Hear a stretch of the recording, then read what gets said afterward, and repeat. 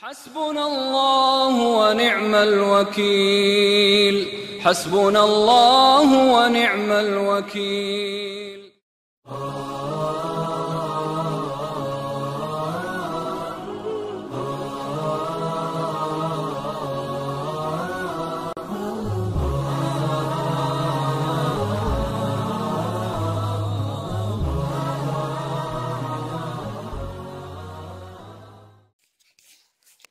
Assalamu alaikum wa rahmatullahi wa barakatuh.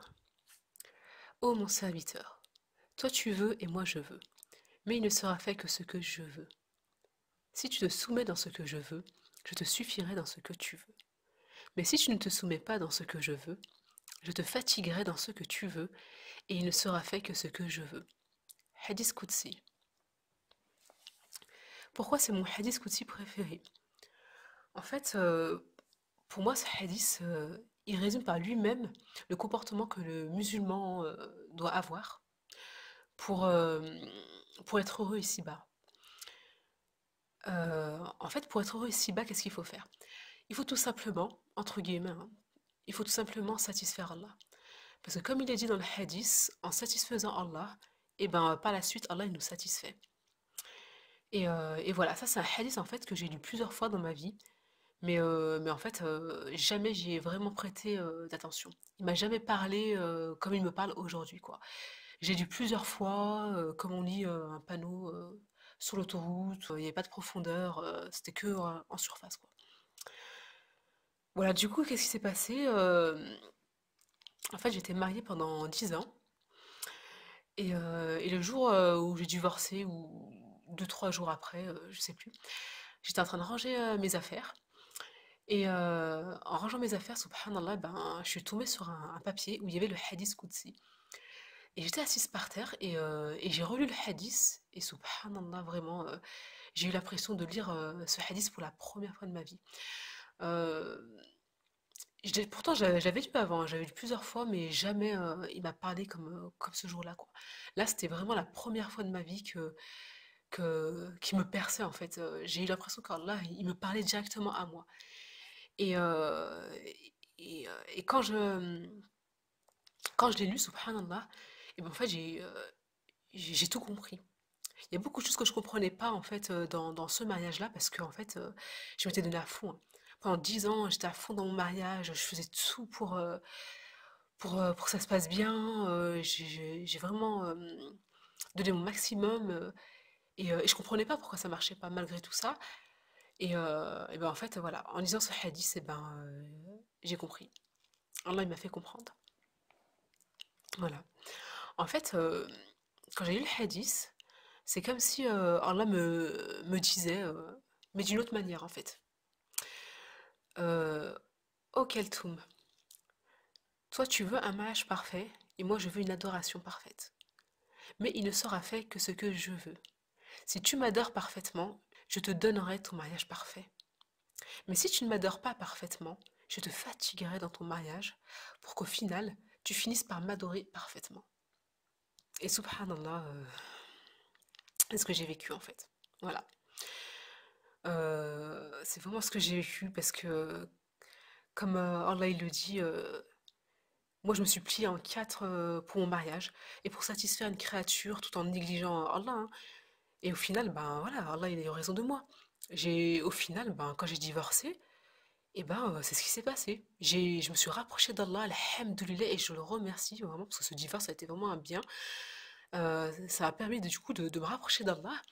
Et j'ai adoré Allah plus que jamais, quoi. De toute ma vie, j'ai jamais été aussi sincère, aussi appliquée dans mes actes d'adoration, aussi assidue. Enfin, j'ai jamais été autant dans le spirituel que maintenant, subhanallah. Donc, oui, oui, vraiment, Allah, il a fait enfin, ce qui est dans ce hadith-là, Allah, il l'a fait, il l'a dit et il l'a fait. Il parle pas pour rien, subhanallah. Et ça, nous, on le comprend pas, on veut pas le comprendre. Et ce que je veux dire par adorer parfaitement Allah, c'est dans le sens où l'intensité et l'énergie, la passion qu'on a mis dans une chose, bah, en l'occurrence le mariage pour moi, et ben on peut très bien la mettre pour nos adorations. Et c'est ça en fait. Parce que le problème c'est que on a trop tendance à s'appliquer pour beaucoup de choses. Le travail, la famille, le mariage, nos projets ou d'autres choses encore. Mais quand il s'agit de prier, subhanallah, franchement, on est négligent. On donne pas l'importance à Allah qu'il devrait avoir en fait. On lui donne pas son importance, on lui donne pas sa place de divinité. Et on va diviniser en fait tout le reste. Et moi, c'est ce que j'ai fait. Mon mariage, je l'ai divinisé, subhanallah. Et Allah, en fait, il a repris sa place, il a remis les choses dans l'ordre.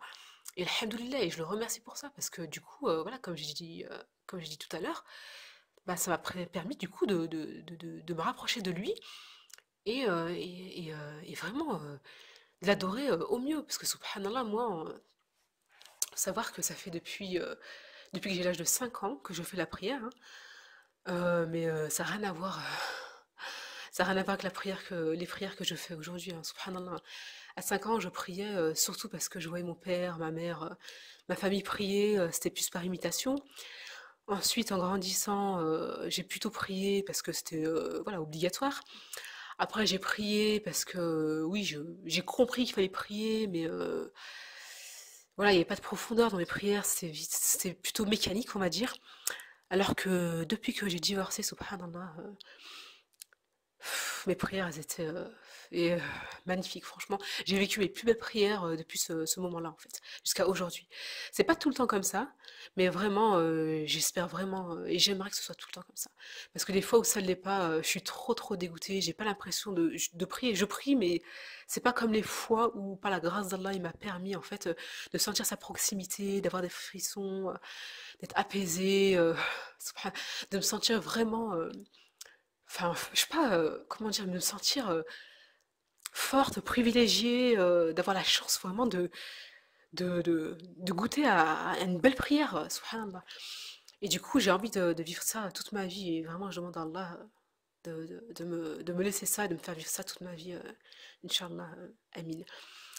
Donc voilà, quoi. Quand je dis adorer parfaitement, parce que bien sûr rien n'est parfait, c'est dans ce sens-là en fait, c'est que toute l'énergie en fait qu'on arrive à mettre dans toute autre chose, et ben normalement on doit le faire pour Allah avant tout quoi. Rien n'empêche bien sûr par la suite de perfectionner son comportement avec sa famille, ou, d'être comment dire au top dans son travail ou ailleurs, hein. Mais on doit toujours et avant tout en fait privilégier en fait la satisfaction d'Allah. Et quand on doit bien faire en fait dans la vie de tous les jours, et ben on doit bien faire d'abord avec Allah, vraiment le faire passer en premier. Et, euh, et après en fait le reste, ben en fait ça ira bien forcément quoi. Bah. Donc, nous, on a tendance, malheureusement, à toujours faire le contraire, à d'abord vouloir, de la part d'Allah, ce qu'on demande, ce qu'on attend de lui, ce qu'on demande, et après, et parfois jamais, hein, après, on va aller le satisfaire, l'adorer correctement, etc. Allah yadina amin. Donc, aujourd'hui, par son immense grâce, alhamdoulilah, ben, j'ai compris. J'ai compris en fait pourquoi j'ai été éprouvée dans le mariage. J'ai compris, parce qu'il y a pas que il y a pas que ça. Parce que du coup, ce hadith, il m'a servi, dans ma vie de tous les jours, hein, il me sert dans ma vie de tous les jours. Mais, à chaque fois que je suis éprouvée ou à chaque fois qu'il y a un truc qui va pas, ouais, ben, je sais pourquoi. Je sais pourquoi parce que tout simplement parce que, j'ai négligé quelque chose dans mes actes d'adoration, dans ma pratique, soit j'ai des manquements ou soit je fais des péchés, peu importe. Mais, il y a un truc qui va pas en fait, dans ma pratique religieuse. Donc du coup, je prends du recul, hem et j'essaye vraiment de me réformer. J'arrive à comprendre, j'arrive à faire le lien en fait, entre les épreuves et mes manquements en fait. Voilà. Alors qu'avant, dans le passé, je pouvais être éprouvée, je pouvais même être récompensée, je faisais jamais le lien en fait, avec, ce que je faisais de bien ou de mal et cetera. Alors qu'aujourd'hui, alhamdoulilah, voilà, j'y arrive, par la grâce d'Allah et c'est même instantané. C'est-à-dire que quand, mes actes d'adoration, quand je suis appliquée, dans mes prières ou je fais des choses, des actes surrogatoires et ben, c'est instantané. Je J'ai un bien-être instantané Et les bienfaits d'Allah, je les ressens vraiment. Je vois les résultats dans ma vie de tous les jours, hein. J'ai pas des trucs spectaculaires, mais il y a cette sérénité, il y a un bien-être, alhamdoulilah. Je suis pas en train de dire que j'ai des miracles ou quoi, non, j'ai des épreuves, j'ai beaucoup de choses, mais au final, j'ai cette satisfaction, il y a toujours un bien, j'arrive à tirer des leçons de ma vie, je regrette pas du tout ce que je vis, les épreuves et tout. Bien sûr, je regrette les péchés et tout ça, les manquements, mais je veux dire, ma vie en elle-même, ben, je remercie Allah à chaque fois et j'arrive. Parce que je comprends. En fait, je comprends que tout ça, c'était un bien. Et je comprends surtout, en fait, que si Allah, il a fait tout ça, c'est pour me montrer, justement, qu'il y a eu des défaillances quelque part. Parce que sans les épreuves, on se pose pas de questions. On se demande pas, est-ce que mes prières elles sont bien ou pas. Bon, il y a des personnes, alhamdoulilah, elles y arrivent, mais la majorité d'entre nous, voilà, on est ingrats avec Allah. On a tendance à vite oublier, en fait, tous les bienfaits qu'il nous met dans la vie de tous les jours, à vite oublier qu'il est là, et voilà, on vit comme si en fait on était sur Terre pour s'amuser, pour profiter de la vie, alors que non, on est là pour l'adorer. Et comme il le dit Allah, voilà, il faut faire ce que lui il veut avant de faire ce que nous on veut. Donc ce qu'il veut Allah, c'est qu'on l'adore, et une fois qu'on l'aura adoré, on aura ce qu'on veut. Donc voilà, il faut arrêter de croire, enfin dans mon cas c'était ça, hein, il faut arrêter de croire que parce qu'on est quelqu'un de gentil, parce qu'on est bien avec les gens, sa famille, etc., on est des bonnes personnes. Non, moi je croyais ça, moi je pensais que j'étais quelqu'un de bien, etc., mais alors que non, pas du tout. J'étais la pire des personnes. J'étais la pire des personnes, pourquoi? Parce que j'ai négligé le meilleur. Et j'étais la pire avec le meilleur, c'est-à-dire avec Allah. Avec Allah, j'ai vraiment pas cherché à faire bien en fait. Alors qu'avec les gens, ma famille, mon mariage et tout, bah là, franchement, je faisais attention à tout. Donc du coup, non, c'est pas ça être quelqu'un de bien. C'est pas ça. Être quelqu'un de bien, c'est être d'abord, euh, comment dire, c'est d'abord vouloir satisfaire Allah en premier et, euh, et par la suite la famille, les amis, etc. Y a pas de souci quoi. Donc voilà. Juste pour vous dire que voilà, quand vous êtes éprouvé, subhanallah, il suffit juste de regarder comment vous êtes avec Allah, en analysant vos adorations. Et là, franchement, si vous êtes honnête avec vous-même, vous allez comprendre pourquoi Allah il vous éprouve. Parce que Wallahi, Allah il veut que notre bien, il n'est pas injuste.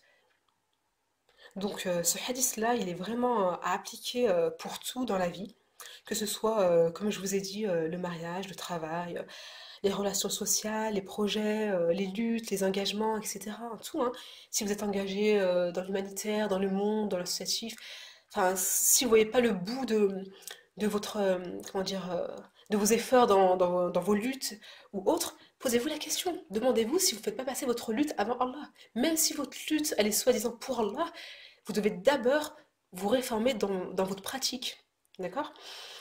Donc, il faut vraiment savoir se remettre en question et accepter que, subhanallah, le mal, il vient de nous. Allah, il l'a dit, et c'est vrai. Moi, en tout cas, dans ma vie, je l'ai vu et je le constate. Et c'est vrai, à chaque fois qu'il m'arrive une épreuve ou quoi que ce soit, et ben, au final, Allah, il me montre, et c'est vrai, je le reconnais, c'est toujours à cause de moi. À chaque fois que je suis éprouvée, je l'ai mérité.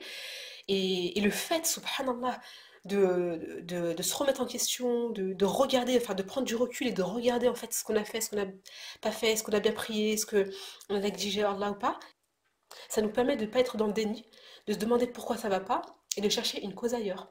Voilà. Donc vraiment, je vous assure, si vous faites d'abord ce qu'Allah vous demande, il vous donnera toujours, toujours, toujours le meilleur par la suite. Voilà. Qu'Allah nous permette à tous de nous réformer dans le bien, qu'il nous élève et qu'il nous guide. Allahumma amin. Assalamu alaikum wa rahmatullahi wa barakatuh.